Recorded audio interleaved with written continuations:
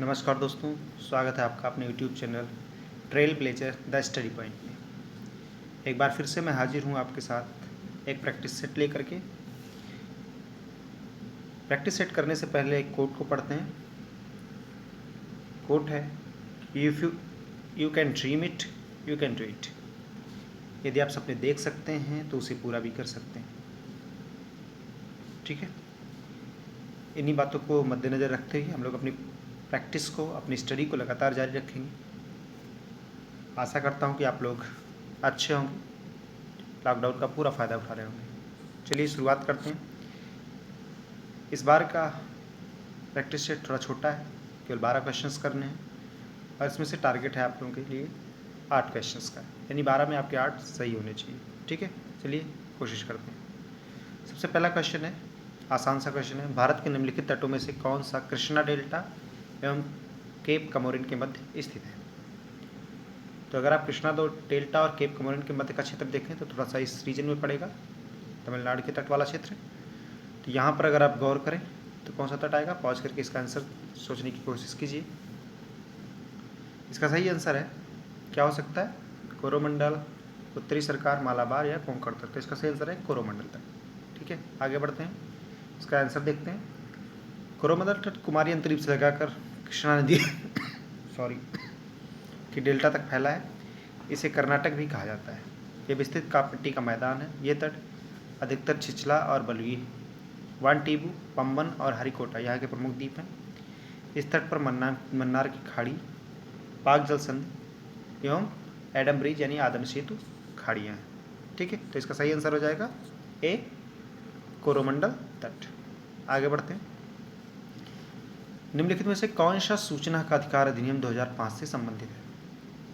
सूचना का अधिकार यानी राइट टू इन्फॉर्मेशन, आरटीआई, इस साल के लिए इम्पॉर्टेंट है क्योंकि आरटीआई एक्ट में 2019 में संशोधन भी हुआ थोड़ा सा, तो इसको ध्यान में रखिएगा।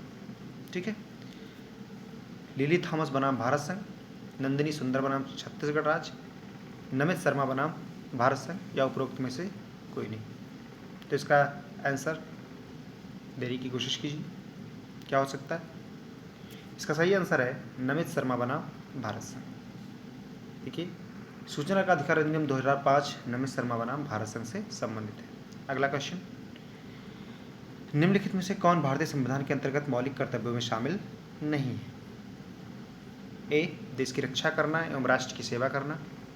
बी, हमारी सामाजिक संस्कृति की गौरवशाली परंपरा का महत्व समझना और उसका परिरक्षण करना।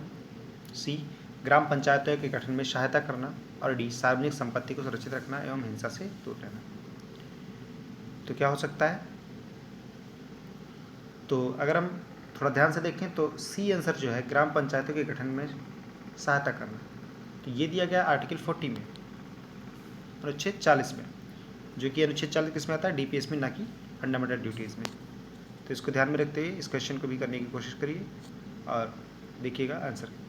ग्राम पंचायतों के गठन में सहायता करना राज्य का कर्तव्य होगा, अनुच्छेद 40 में बताया गया है, जो कि नीति निर्देशक तथ्य में आता है। ठीक है, आगे बढ़ते हैं। सूची 1 को सूची 2 से मिलाना है। ठीक है, देखते हैं क्या सही है। तो पिसीकल्चर क्या कहलाता है? मछली पालन। तो सी का 2 सही है। दूसरा विटीकल्चर, तो विटीकल्चर में क्या आता है? विटीकल्चर में आता है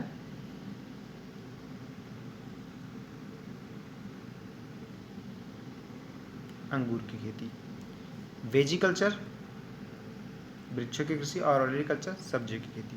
तो इसका सही आंसर हो जाएगा ए का 4, बी का 3 और सी का 2 और डी का 1। सही आंसर हो जाएगा बी। आगे बढ़ते हैं, देखते हैं क्या सही है।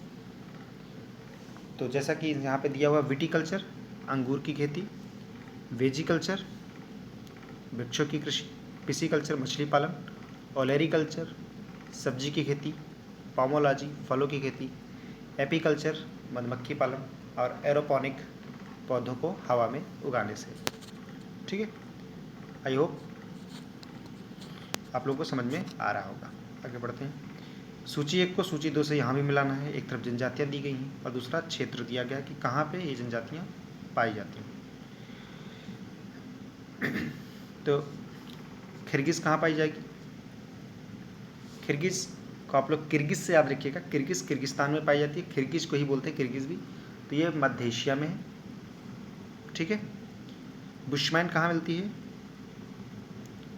तो बुशमैन मिलेगी कालाहारी डेजर्ट में। बुश मतलब झाड़ी, तो उस क्षेत्र में मिलती हैं। बद्दू जनजाति कहाँ मिलती है? सऊदी अरेबिया में, और एनू मिलता है जापान में, ठीक है। तो इसका सही आंसर क्या हो जाएगा?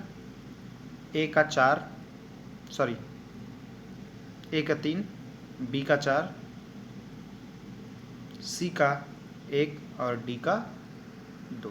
तो इसका सही आंसर हो जाएगा सी आंसर, ठीक।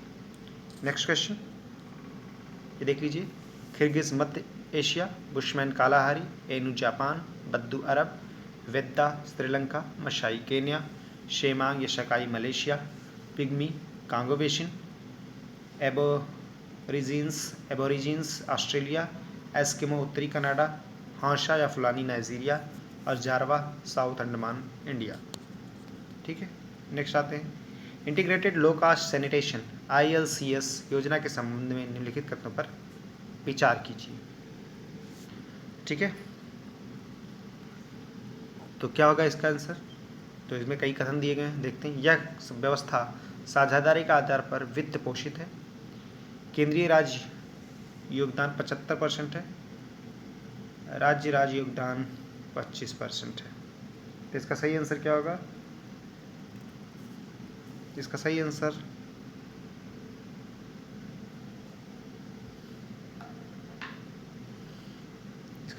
है ए। इसको देखते हैं आंसर क्या होता है। वैसे मुझे तो यही लग रहा है। आगे बढ़ते हैं। इंटीग्रेटेड लो कास्ट सैनिटेशन योजना हाथ से मैला ढोने वालों की मुक्ति हेतु 1980-81 में केंद्र सरकार द्वारा चलाई गई थी। इस योजना का उद्देश्य देश के शुष्क शौचालयों को अल्प लागत फ्लश शौचालय के प्रति प्रतिस्थापित करना। इस योजना में 75% की भागीदारी केंद्र सरकार और 15% राज्य सरकार की थी। शेष 10% लाभार्थी द्वारा भुगतान किया जाएगा। तो यहाँ पर राज्य योगदान यानी वित्त योगदान की बात होनी चाहिए थी, थोड़ी सी यहाँ पे प्रिंटिंग एरर है। केंद्रीय राज्य योगदान जो है वो कितना है? 75 है। तो केंद्र का तो ठीक है, राज्य का 15 होगा, और पर्सनल आपको मतलब जो भी सैनिटेशन का लाभ उठाएंगे उनके लिए 10% है। तो इसका सही आंसर हो जाएगा ए, ठीक है। 75, 15 और 10। आगे बढ़ते हैं। घाटे की वित्त व्यवस्था का अर्थव्यवस्था का पर क्या प्रभाव पड़ता है? करों की कमी, मजदूरी में बढ़ोतरी, मुद्रा आपूर्ति में बढ़ोतरी, या मुद्रा आपूर्ति में कमी। तो जब ऐसे कोई स्टेटमेंट दिए हों जो एक दूसरे के अपोजिट हों, तो इन्हीं दोनों में से चुनना चाहिए। ये दोनों सबसे ज़्यादा संभावना, या तो ये या तो वो, ठीक है। तो पहले ही दोनों कैंसिल हो जाते हैं। मुद्रा आपूर्ति में या तो बढ़ोतरी होगी या मुद्रा आपूर्ति में कमी होगी। तो घाटे की वित्तीय व्यवस्था का मतलब वित्तीय व्यवस्था घाटे में चलेगी। तो ऐसी स्थिति में क्या होता था? मीन एंड बेज एडवांसेस, या पहले 1 रुपये के नोट छाप लिए जाते थे, उस तरह की वित्तीय व्यवस्था। तो अगर ऐसी कोई कंडीशन बनती है तो मुद्रा आपूर्ति में वृद्धि होती है, ठीक है। तो आंसर हो जाएगा सी। घाटे की वित्तीय व्यवस्था के कारण अर्थव्यवस्था में मुद्रा आपूर्ति में बढ़ोतरी, क्योंकि इसके तहत बजटीय घाटे की पूर्ति और अतिरिक्त नोट निर्गमन का प्रावधान है। यह अर्थव्यवस्था में स्फीतिकारी यानी इन्फ्लेशन जनरेट करता है, प्रभाव उत्पन्न करता है। भारत में इस व्यवस्था को 1996-97 में समाप्त कर दिया गया। अब सरकार बजटीय घाटे की पूर्ति के लिए सरकारी बॉन्ड जारी करती है, जिसके अंतर्गत केंद्रीय रिजर्व बैंक सरकार को ऋण प्रदान करता है। तो जैसा पहले मैंने बताया कि 1 रुपये का पहले नोट जारी कर दिया जाता था, और दूसरा अब क्या होता है कि मीन एंड वेज एडवांसेस लिए जाते हैं, ठीक है। आगे बढ़ते हैं। Next question. निम्नलिखित कथनों पर ध्यान दें तथा इन्हें कालानुक्रम में व्यवस्थित करें, ठीक है। तो क्या हो जाएगा इसका आंसर? गरीबी हटाओ, बैंकों का राष्ट्रीयकरण, और हरित क्रांति का प्रारंभ। तो देखते हैं क्या होता है इसका आंसर। गरीबी हटाओ 5वीं पंचवर्षीय योजना, बैंकों का राष्ट्रीयकरण 1969, और हरित क्रांति उससे पहले ही आई। तो इसका सही आंसर हो जाएगा 3, 2, 1 बी आंसर होना चाहिए। आगे बढ़ते हैं, देखते हैं। आंसर बी है। हरित क्रांति की शुरुआत 1966 में, और उसके बाद में 14 राष्ट्रीय बैंकों का राष्ट्रीयकरण 1969 तथा 1971 में गरीबी हटाओ का नारा। ठीक है, नेक्स्ट आगे बढ़ते हैं। हाल ही में जारी 2011 की जनगणना से संबंधित अतिरिक्त आंकड़ों के अनुसार भारत के किस समुदाय में सबसे कम लिंगानुपात पाया गया है? ठीक है, बौद्ध, सिख, जैन या मुस्लिम? तो इसका सही आंसर है सिख। ईसाई में 1023, बौद्ध 965, जैन 954, मुस्लिम 951, हिंदू 939 और सिख 903। तो सही आंसर क्या हो जाएगा? सिख। सबसे ज़्यादा किसमें? ईसाइयों में। ठीक, आगे बढ़ते हैं। अमेरिकी पत्रकार जो महात्मा गांधी के भारत छोड़ो आंदोलन के दौरान उनके साथ था, का नाम था? Louis Fischer, William L Shirer, Webb Miller या नेगली फार्शन? क्या होगा इसका सही आंसर? तो इसका सही आंसर होगा लुई फिशर। अमेरिकी पत्रकार लुई फिशर महात्मा गांधी के भारत छोड़ो आंदोलन के दौरान उनके साथ थे। वेब मिलर सविनय आज्ञा आंदोलन के साक्षी थे। दोनों का नाम याद रखिएगा कि सिविल डिसओबीडियंस मूवमेंट जो था उसमें कौन था? Web Miller. और क्विट इंडिया में कौन था? Louis Fisher. ठीक है, नेक्स्ट क्वेश्चन हम लोग देखते हैं। कानपुर षड्यंत्र मुकदमा किस आंदोलन के नेताओं के विरुद्ध था? तो क्या होगा इसका सही आंसर?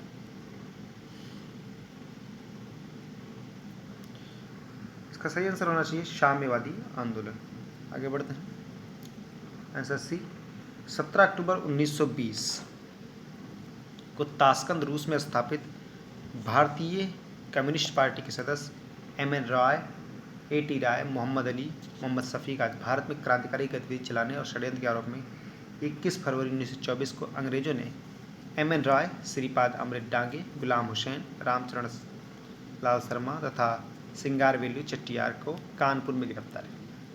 अंतरिम रूप से मुकदमा नलिनी गुप्ता, मुजफ्फर अहमद उस्मानी और डांगे पर चलाया गया और चारों 4 वर्ष की सजा मिली। कानपुर षड्यंत्र के बाद सत्यभक्त ने 1 सितंबर 1924 को भारत में साम्यवादी दल की स्थापना की। ठीक है, इसका सही आंसर हो जाएगा सी। नेक्स्ट और आज का लास्ट क्वेश्चन। भारत में मौलिक अधिकारों के संबंध में निम्नलिखित वक्तव्यों पर विचार कीजिए। ये राज्य कृत्य के विरुद्ध एक गारंटी है। ये संविधान के भाग 3 में सूचित है। सामाजिक, आर्थिक तथा राजनीतिक न्याय सुनिश्चित करते हैं। यह संयुक्त राज्य अमेरिका में अधिकारों के बिल की भांति नहीं है। तो पहला स्टेटमेंट राज्य के कृत्य के विरुद्ध एक गारंटी बिल्कुल सही है। संविधान के भाग 3 में ये भी सही है। तो 1 और 2 तो जरूरी है, तो ये 2 पहले से नहीं हो सकते। तीसरा सामाजिक, आर्थिक तथा राजनीतिक न्याय सुनिश्चित करते हैं, ये भी सही है। तो तीसरा भी सही है। तो सही आंसर निकल आता है। चौथे की कोई ज़रूरत नहीं है, क्योंकि अगर हमारे में एक सही हो जाता है तो 4 अपने आप एलिमिनेट हो जाता है। ठीक है, संयुक्त राज्य अमेरिका में अधिकारों के बिल की भांति नहीं है, ऐसा नहीं है। वैसे फंडामेंटल राइट्स की बात अमेरिका से ही की जाती है। ठीक है, भारत में मूल अधिकार राज्यकृत के विरुद्ध एक गारंटी है। ये संविधान के भाग 3 में सूचित है। ये सामाजिक, आर्थिक, राजनीतिक न्याय सुनिश्चित करते हैं। ये संयुक्त राज्य अमेरिका के अधिकारों के बिल की भांति है। ठीक है, आज का एक क्वेश्चन जिसका आंसर आप लोग देने की कोशिश कीजिएगा कमेंट बॉक्स में। आई होप आप लोग सब लोग सही आंसर देंगे। निम्नलिखित में से कौन सी नियुक्तियां भारत के राष्ट्रपति द्वारा वारंट, उनके हस्ताक्षर एवं मुहर सहित की जाती है? नंबर 1 भारत के उच्चतम न्यायालय के न्यायाधीश। नंबर 2 राज्य के राज्यपाल। नंबर 3 संघ लोक सेवा आयोग के अध्यक्ष। और नंबर 4 भारत के महान न्यायवादी। ठीक है, ऑप्शन ए है 1, 2 और 3, 1, 2, 3, 4 चारों। बी है 1, 2 और 3, सी 1, 2 और 4 और डी 1 और 2। आई होप आप लोगों को समझ में आया होगा। तो ज़्यादा से ज़्यादा लाइक करें, शेयर करें और सब्सक्राइब करें। Thank you very much.